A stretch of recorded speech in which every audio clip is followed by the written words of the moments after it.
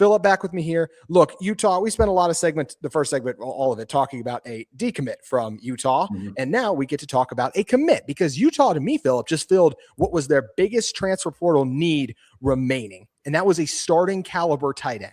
How good is this new starting caliber tight end going to be? I think it's fair to say that remains to be seen. But Noah Bennee signed with Utah. If that sounds familiar, he spent a few years at the Utes, then spent the last couple of years with Weber State. He had 23 receptions, 264 yards. And if you're saying that Bennee last name sounds familiar, he is the brother of Jackson Bennee. So this is a starting caliber tight end for Utah. And I know Hunter Andrews, could potentially be. He had less than 70 yards receiving last year. He's coming off a season-ending injury. Utah needed more in the tight end room, and now they're going to bring on Bennee. I like what this is, even if I think it's fair to question, can he replicate the 650 yards that Dallin Bentley had in this offense last year?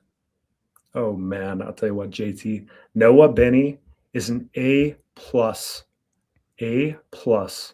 level pickup for the Utes. Look, he's not even rated right now as far as like transfer portal 24/7 ratings. I don't care. Watch the kid's tape.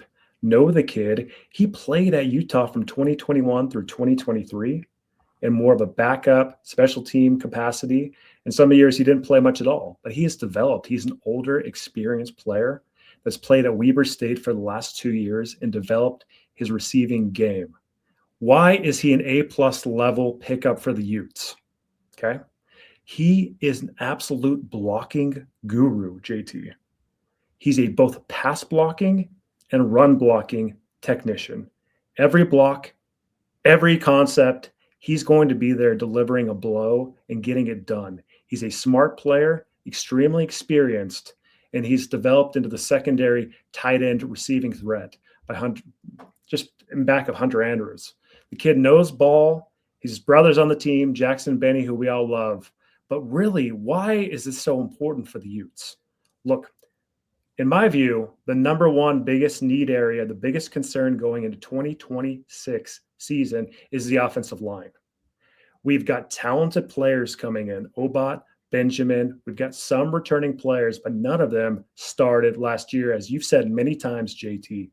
And a player like Noah Bennee basically is an extension off that tackle position to help early in the season, both Benjamin, if he's starting, or Kelvin Obot. Obot the robot right there. Just protect him right on the side. So especially early in the year when they're trying to get more polished in their game and move up to like that, like the A4 level of college football, he will be there delivering blocks, helping out, keeping Dampier clean, blocking in the run game. He's basically another extension, another piece of the offensive line with an experienced piece too that's desperately needed, especially during the first 6 games of 2026 until these guys really get more polished and gel more.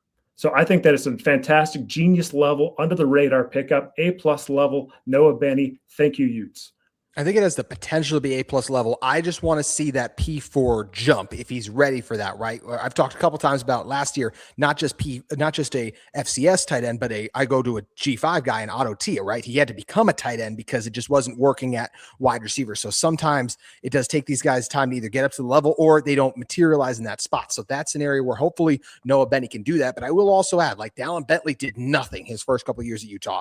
And he literally, Mel Kiper is like top 5 on his latest big board. So just because these guys haven't done a ton at the P4 level doesn't mean they can't buy in during an offseason, grow, get better, and become a star. And I'm hoping that he will, because one thing also that really hadn't been talked about a bunch, I feel like, is this part had been talked about. Kevin McGivern's offense is similar to what Jason Beck did last year. Yes, what was Jason Beck's offense key on last year? It was how much Dallin Bentley could be productive over the middle of the field. This team's second leading receiver, Dallin Bentley. Utah needed someone to fill that void there, and I'm really excited that they were able to find him, who I feel like can do that. It just remains to be seen how he's going to progress over time. Speaking of tight ends really quickly, one exciting thing is we talked about in the first segment a little bit too, Philip, that Utah loses Celestimo. That could be a future NFL guy. Yeah. Utah trying to have success recruiting and developing some NFL guys. Well, there's one big thing that Utah can still pull on when it's talking to these recruits and trying to pitch them on the future of Utah football.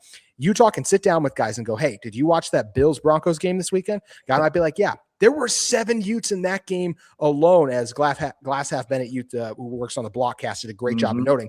That's a lot of players on the field in one game. And there were other Utes throughout this playoffs as well. Jalen Johnson with the Bears, just one of them. So several other Utes throughout the playoffs playing too. The fact that there are so many Utes, Dalton Kincaid makes a big touchdown catch in that game. Cole Bishop has had big moments throughout these playoffs, right? The fact that these Utes are stepping up on the biggest stage is that reminder that your ultimate goal is probably NFL, not just winning in college, NFL. You can still accomplish that at Utah. That's only going to be bolstered, Philip, by when Utah has 2 first-round picks this upcoming draft class. That's something that really excites me. Well, heck yeah, and I love it. Like looking at the divisional round of the NFL, there were 8 Utes that played, right? And you mentioned that Bills-Bronco game were full of Utes. Like you had 6 Utes playing in that game. Well, actually, Wisnowski, the punter, Mitch Wisnowski, he didn't actually have a punt, but he was the starting punter. Like, you know what I mean? Like here, right? So you had 6 players. So really, the Utes are balling out. Dalton Kincaid's developing into one of the best tight ends in the NFL, receiving tight ends. And you have other players like Jalen Johnson playing versus the Rams in the divisional. Connor O'Toole even playing for the Seahawks, getting tackles versus the 49ers. I mean, really, the Utes are showing out. But going back to Bennee. So Bennee really, in my mind's eye, JT is really going to be a blocking specialist. And I think that this is one of the most talented skill position units that Utah's ever seen coming back for 2026. The whole is experience in offensive line. And I just think that bridges that gap a little bit more and helps these new tackles gel a little bit more, get more comfortable so we can be more explosive. So I just think that was kind of a missing piece, an extension of the offensive line that's going to really pay huge dividends.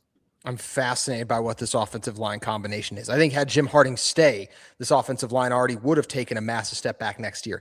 Now you have Jordan Gross. Long-term, think he's going to be a really good hire. I'm a little worried for year one. Not only is he trying to recruit and develop and get guys up to that level, he's learning how to do that as a college football head coach. He knows the position, but knowing that there's been lots of great players as well who hasn't exactly worked out as coaches. So I just feel like it takes time. And a couple of guys you mentioned, Benjamin Obot, those are true freshmen. Spencer Fano took his lumps as a true freshman even. So I'm very curious if those guys will actually end up seeing the field, right? But even some of the guys they brought in, we brought in a Montana State offensive lineman. What we just talked about, my concerns with Bennee, those absolutely apply to him. We brought in a center from Ohio State who was a redshirt last year, keyword being redshirt. I think he played like 31 snaps this past season. That's nothing on the grand scheme of things. So there's a lot we don't know about this offensive line up front.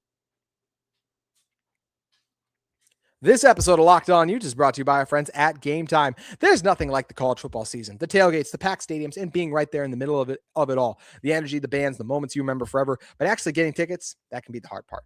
That part used to be the most frustrating with long queues, logins, prices jumping at checkout, right? But now you can save a lot of time and stress with Gametime because Gametime gives the advantage back to fans. It's the easiest way to unlock amazing college football tickets and experiences in just a few taps. I opened the Gametime app to look at upcoming games, and I was surprised at just how fast I was able to find great seats. I love being able to see the view from my seat before buying, so I know exactly what type of a deal I was getting. How about the zone deals too? You pick the section, Gametime picks the seats, and you save even more. Seeing college football tickets starting as low as $25 is also a huge plus too. You can take the guesswork out of buying college football tickets with Gametime. Download the Gametime app, create an account, and use code LOCKEDONCollege, all caps no spaces, for $20 off your first purchase. Terms apply. Again, that's code LOCKEDONCOLLEGE for $20 off. Download the Gametime app today.